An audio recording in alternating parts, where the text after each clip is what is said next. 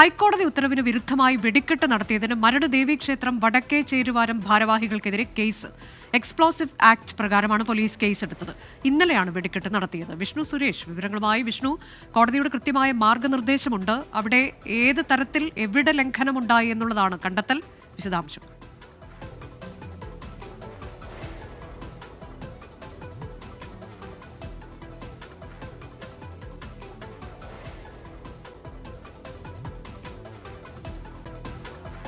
കോടതി ഉത്തരവിന് വിരുദ്ധമായി വെടിക്കെട്ട് നടത്തിയതിനാണ് മരട് ദേവീക്ഷേത്രം വടക്കേ ചേരുവാരം ഭാരവാഹികൾക്കെതിരെ കേസെടുത്തിരിക്കുന്നത്. പോലീസ് കേസെടുത്തത് എക്സ്പ്ലോസീവ് ആക്ട് പ്രകാരമാണ്. ഈ വെടിക്കെട്ട് ഇന്നലെയാണ് നടത്തിയത്. കൃത്യമായ മാർഗനിർദ്ദേശങ്ങളെല്ലാം വെടിക്കെട്ട് നടത്തുന്നതുമായി ബന്ധപ്പെട്ട് കോടതിയുടെ ഭാഗത്തുനിന്നുണ്ട്. അതിൽ ലംഘനം ഉണ്ടായിട്ടുണ്ട് എന്നുള്ളതാണ് കണ്ടെത്തൽ. അതിലാണ് പോലീസ് കേസ്. വിഷ്ണു, എവിടെയാണ് ലംഘനം നടത്തിയത് എന്നതാണ് കണ്ടെത്തൽ. വിശദാംശങ്ങൾ.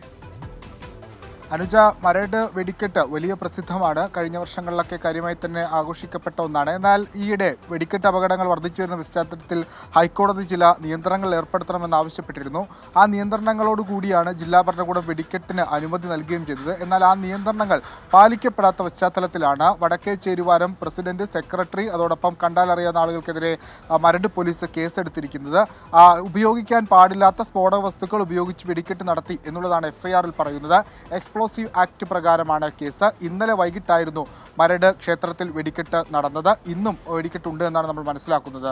അനുജ, ശരി. മരട് ക്ഷേത്രം ഭാരവാഹികൾക്കെതിരെയാണ് പോലീസ് വെടിക്കെട്ട് നടത്തിയതിൽ കേസെടുത്തിരിക്കുന്നത്. ഹൈക്കോടതി മാർഗനിർദ്ദേശങ്ങൾ ലംഘിച്ചു, ഉപയോഗിക്കാൻ പാടില്ലാത്ത സ്ഫോടക വസ്തുക്കൾ ഉപയോഗിച്ചിട്ടുണ്ട് എന്ന ഗുരുതരമായ കണ്ടെത്തൽ.